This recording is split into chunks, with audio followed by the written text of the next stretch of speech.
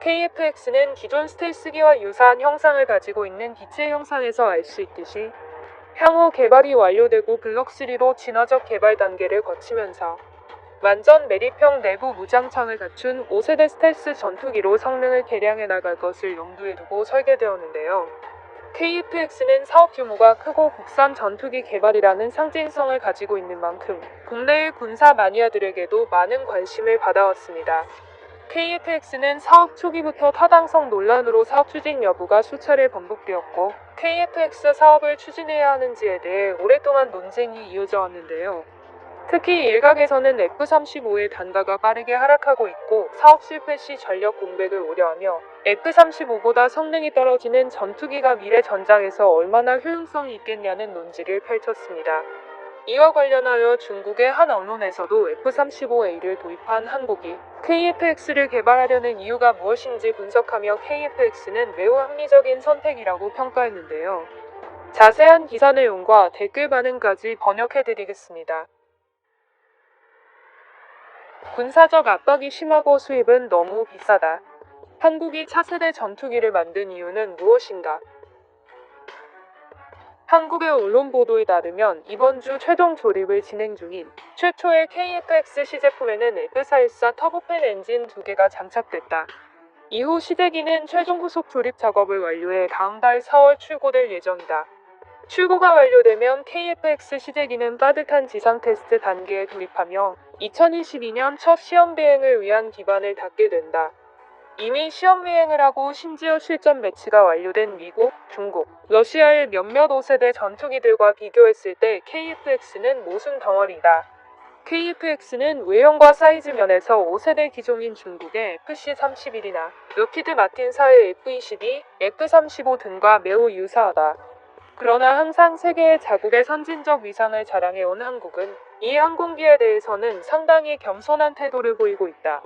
한국 측이 공개한 성능과 시제품의 사진을 보면 KF-X는 전체적으로 확실히 4세대와 5세대의 중간에 머물러 있다. KF-X는 전체적인 디자인으로 볼 때 가장 일반적으로 사용되는 현대식 스텔스 전투기의 형상을 채택했다.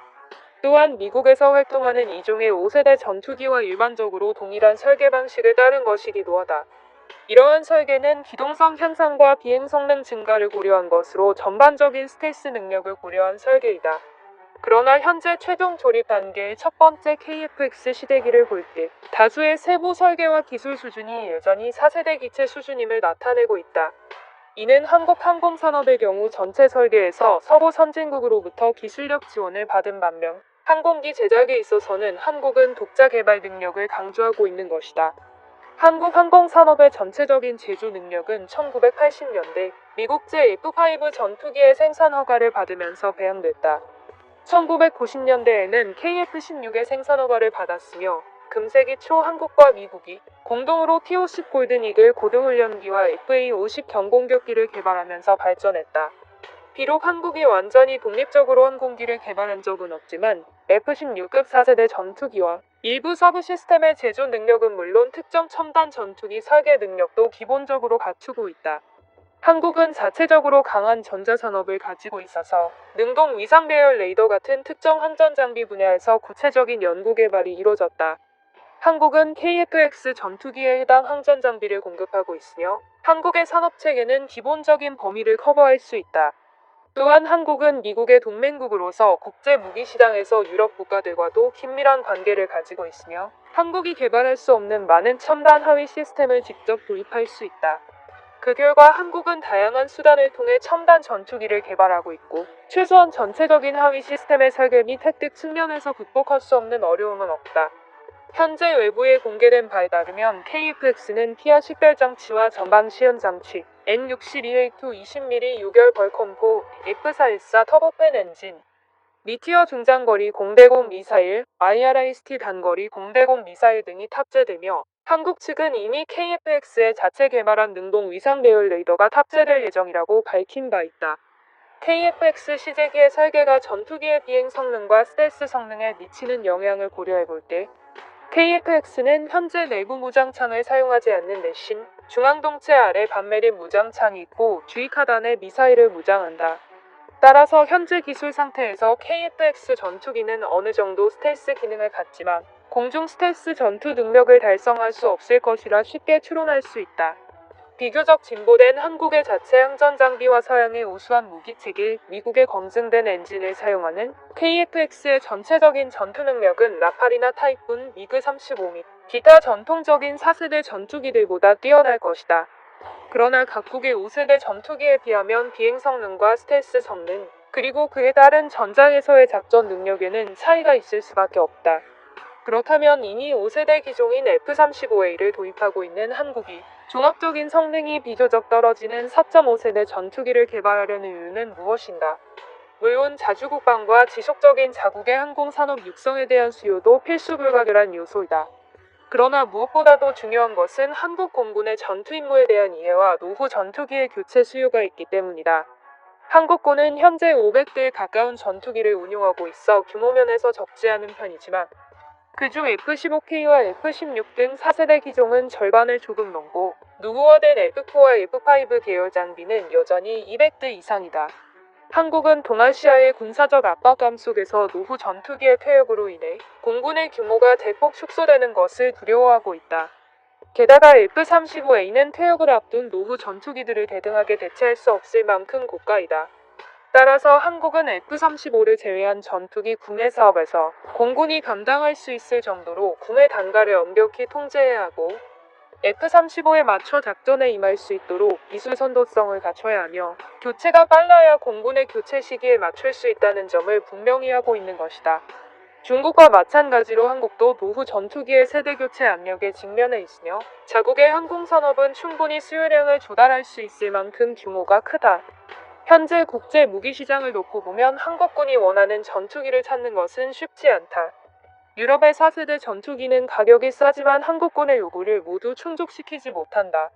또한 미국은 한국의 무기 체계를 장기적으로 거의 독점하고 있기 때문에 정치적 문제로 유럽에서 전투기를 구매하기란 쉽지 않다. 미군은 F-35와 같은 기타 5세대 전투기로 완전히 전환했다. F-16 바이퍼와 같은 4.5세대 전투기는 아직 수출용으로 생산되고 있지만 이미 F-15K를 배치한 한국 공군은 기술 수준의 도약이 없는 제자리 걸음을 도저히 받아들일 수 없다. 이러한 상황에서 한국은 항공산업의 현재 수준을 바탕으로 동시에 서구 국가의 하위 시스템을 통합하는 데 적극적이다.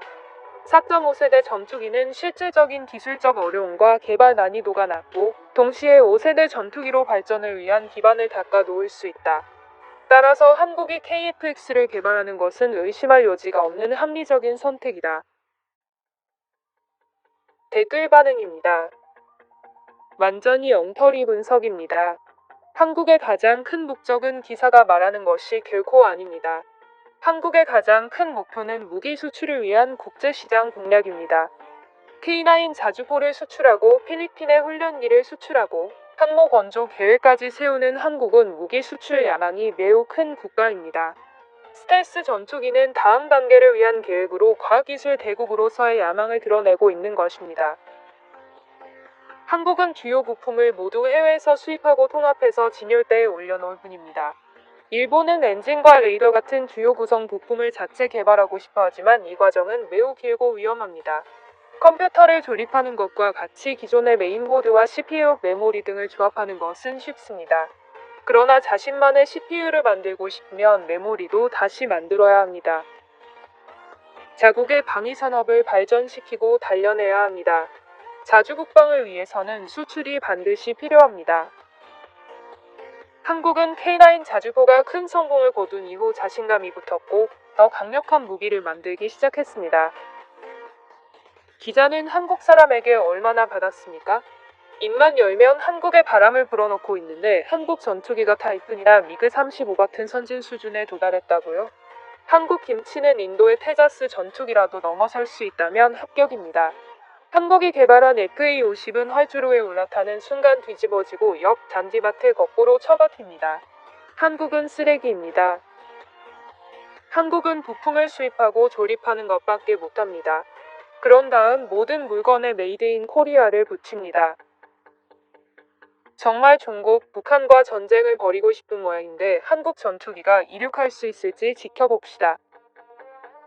한국은 가끔씩 총신이 폭발하고 자주포는 고장나고 전차는 콘크리트를 넘지 못하지만 여전히 성형수술 능력만큼은 상당히 강합니다. 한국의 국가정책은 인도와 거의 비슷합니다. 그것은 바로 지역 강대국이 되는 것입니다. 그러나 두 국가에 대한 중국의 태도는 아주 단판입니다. 한국의 민간 전자기술은 정말 대단하지만 운용은 민간보다 낫지 않습니다. 위상대열 레이더는 한국이 이스라엘과 공동 개발한 것이고 비행제어 시스템과 무기체계는 미국제입니다. 전자 시스템은 영국에서 왔고 엔진도 미국제입니다. 콕핏 커버도 미국에서 제작된 것으로 추정되며 동체, 모니터, 타이어, 랜딩 기어 등 일부만 한국이 제작한 것으로 추정됩니다. 중국의 FC-31과 외형적으로 매우 유사하고 기본적으로 록히드 마틴의 F-22 및 F-35와 유사합니다. 외형으로만 본다면 영락없는 5세대 전투기입니다. 그러나 5세대 전투기의 기준은 외형에 좌우되는 것이 아닙니다. KF-X는 내부 무장창조차 없는 5세대 스텔스기입니다. 빵즈들은 실제로 일본보다 앞서 있습니다. 한반도가 통일된다면 진정으로 남북한은 세상의 인류 국가가 될 수 있습니다. 문제는 일본이 통일하도록 내버려 두느냐는 것입니다. 일본은 끝까지 송곳니를 드러내지 않을 것입니다. 비록 한국은 우리의 친구가 아니지만 세계는 거의 통제불능 상태이고 나라마다 발전하고